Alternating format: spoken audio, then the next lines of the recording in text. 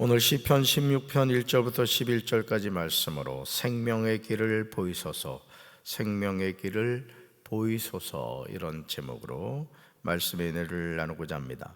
삶의 여정에서 우리는 누군가의 도움을 간절히 구할 때가 있습니다. 그러나 사방을 둘러보아도 아무도 나를 도와줄 사람이 없다고 느낄 때 우리는 다시 절망하게 됩니다. 이런 상황에서 우리가 선택해야 하는 것은 무엇일까요? 다윗은 고백합니다. 하나님이여 나를 지켜주셔서 내가 죽게 피하나이다. 하나님이여 나를 지켜주셔서 내가 죽게 피하나이다. 얼마나 멋진 고백입니까? 지금 다윗은 위기 가운데 있습니다. 어떤 위기인지 기록하고 있지 않지만 하나님을 향하여 나를 지켜달라고 요청합니다. 다시 말해서 지금 다윗은 매우 위급한 상황임을 알 수 있죠. 사랑하는 성도 여러분, 시편 146편 3절에서 시편 기자는 이렇게 권면합니다. 같이 읽습니다. 귀인들을 의지하지 말며 도울림이 없는 인생도 의지하지 말지니. 아멘. 시편 기자가 말하는 핵심이 무엇입니까? 높은 사람들을 의지하지 말라는 거죠.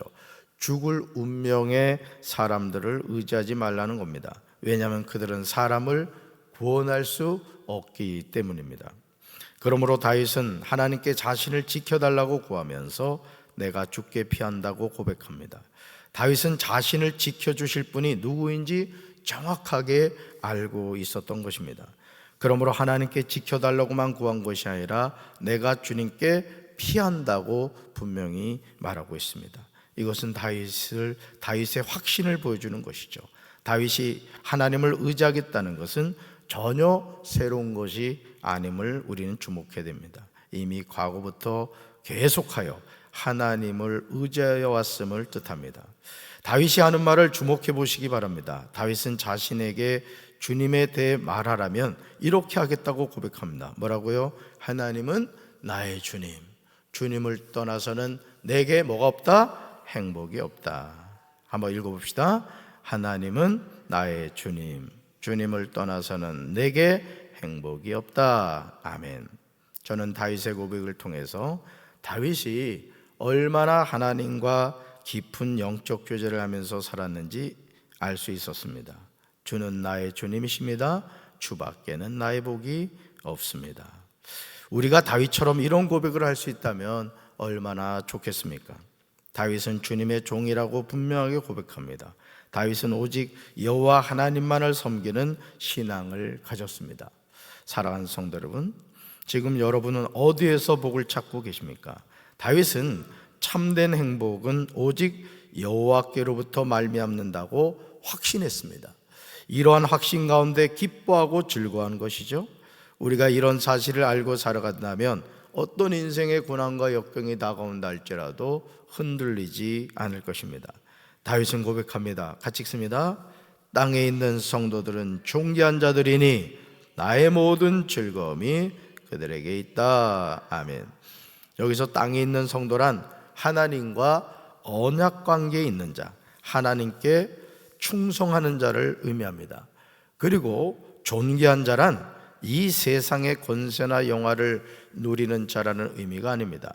이미 신령한 세계에서 영광과 존귀를 차지하는 사람을 말합니다. 시편 16편 4절에서 다윗은 이렇게 고백합니다. 같이 읽습니다. 다른 신에게 예물을 드리는 자는 괴로움이 더할 것이라. 나는 그들이 드리는 피의 전제를 들으지 아니하며 내 입술로 그 이름도 부르지 아니하겠다. 아멘. 다윗이 살던 당시에 혼합주의자들은 여호와 하나님 외에 다른 신들에게도 예물을 드렸습니다. 그러니까 오늘도요, 우리가 신앙생활하면서 제가 하나님을 믿습니다, 이런 신앙 고백을 하면서도 상황에 따라서는 점을 치기도 하고 무당을 찾아가기도 하고 절에 가서는 합장을 하고 또 이 유교라는 것은 종교는 아닙니다. 윤리적이고 어떤 도덕적인 그런 관점을 많이 얘기합니다만은, 그러니까 어느 종교에 가서나 그걸 다 수용해 버리는 거예요. 여러분, 사실은 이 가톨릭 천주교가 사실 그렇거든요. 천주교는 어느 나라나 어느 지역에 들어가면 그 민간 신앙을 그대로 흡수해 버립니다. 우리나라에 들어와서도 천주교가 어떻게 바뀌었죠? 술, 담배 다 하죠. 제사 다 드리죠. 여러분, 그 성당 다니는 사람들 가운데 점치는 사람들 많습니다. 왜냐하면 혼합주의적인 신앙입니다, 사실은.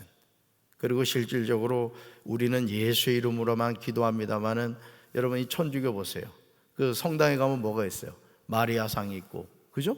베드로상이 있고, 뭐 유명한 사람은 다 만들어놔요. 하나님이 제일 금하신 게 뭐예요?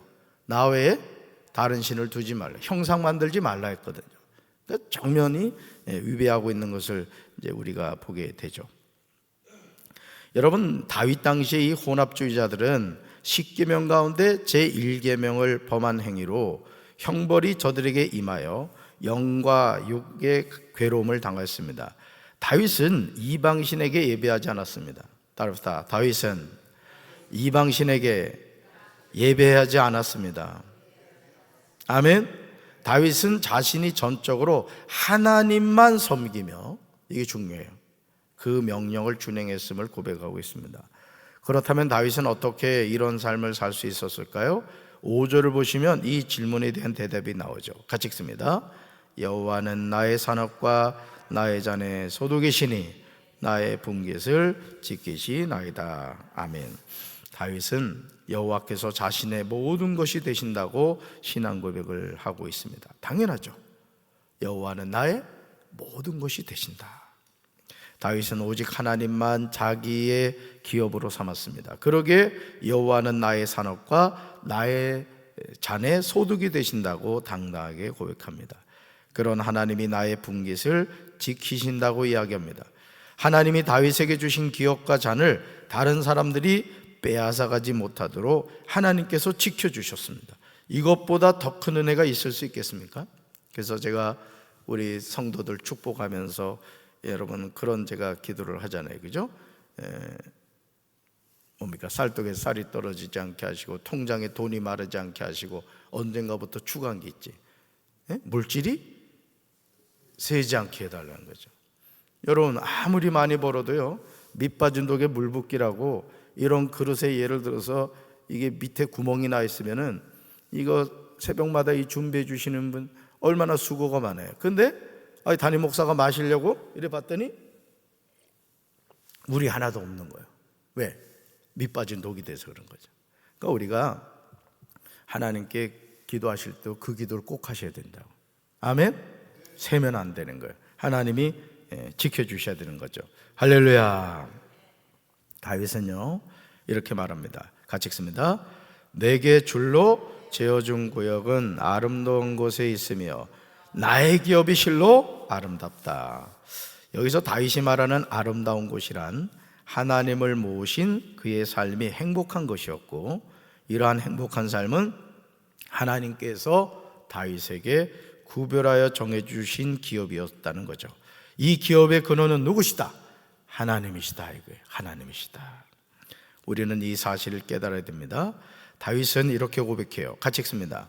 나를 훈계하신 여호와를 송축할지라 밤마다 내 양심이 나를 교훈한다. 아멘. 다윗은 하나님께서 자기에게 아름다운 기업을 주신 것에 감사하여 지금 하나님을 찬송하고 있습니다. 지금까지 누려온 이 하나님의 기업은 오직 하나님의 인도하심 안에 가능한 것이었습니다.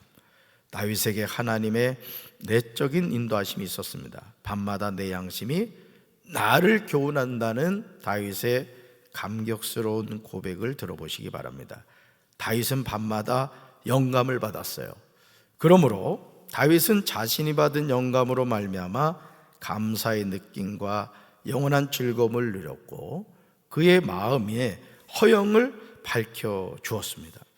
그러니 이런 하나님의 은혜를 누린 다윗은 놀라운 고백을 하게 되죠. 말씀 같이 읽습니다. 내가 여호와를 항상 내 앞에 모시며 그가 나의 오른쪽에 계심으로 내가 흔들리지 아니하리로다. 아멘. 내가 여호와를 항상 누구 앞에? 내 앞에 모신다는 거예요. 이것은 여호와 하나님이 다윗의 마음 가운데 항상 임재하여 계신다는 거예요. 저는 오늘 이 새벽에 나온 여러분의 마음에 하나님이 늘 임재해 계시기를 주님의 이름으로 축원합니다. 하나님의 말씀에 순종함으로 우리는 살아계신 하나님과 교제하며 살아가게 되는 거예요. 다윗은 평안할 때뿐만 아니라 고난을 받을 때도 하나님에 대해 변치 않는 신앙을 유지할 것이라는 신앙 고백을 하고 있는 거예요. 그러니까 여러분, 우리가 이 세상을 살다 보면 햇빛이 쨍쨍 비칠 때가 있는가 하면은 어떨 때는 비가 내릴 때도 있죠. 우리 삶도 이제 그렇다는 것입니다. 오늘 우리에게 이런 믿음의 고백이 필요합니다. 우리 말씀 같이 읽습니다. 이러므로 나의 마음이 기쁘고 나의 영도 즐거워하며 내 육체도 안전히 살겠다. 다윗은 이렇게 이야기합니다. 이제 우리는요, 시편 16편 11절을 믿음으로 고백하며 살아야 될 줄로 믿습니다. 같이 읽습니다. 주께서 생명의 길을 내게 보이시리니 주의 앞에는 충만한 기쁨이 있고 주의 오른쪽에는 영원한 즐거움이 있나이다. 아멘. 주께서 무슨 길을 내게 보이신다? 생명의 길을 내게 보이신다는 거예요. 여기서 생명의 길이란 영원한 생명으로 나아가는 길을 의미해요. 영원한 생명으로 나아가는 길. 무슨 길이에요? 천성길이겠죠, 그죠? 천성길. 다윗은 지금 궁극적인 구원, 부활을 내다보고 있는 것입니다. 저는 오늘도 이 하루 주께서 생명의 길을 내게 보이신다는 이 다윗의 고백처럼 이 생명의 길을 향하여 믿음으로 한 걸음씩 한 걸음씩 나아가는 우리 성도들 되기를 주님의 이름으로 축원합니다. 가슴에 손 얹겠습니다. 사랑의 주님, 오늘도 다윗은 주께서 내게 생명의 길을 보이신다고 고백합니다. 오늘 우리가 하나님의 자녀로 살아가면서 사망의 음침한 골짜기를 다닐지라도 해를 두려워하지 않을 것은 주께서 나와 함께 하심이라. 주의 지팡이 막대기가 나를 안위하신다고 다윗은 노래했습니다. 오늘도 우리가 이 세상을 살면서 믿음 가지고 하나님을 바라보며 승리하는 삶을 살게 도와주시옵소서. 예수님 이름으로 기도합니다. 아멘.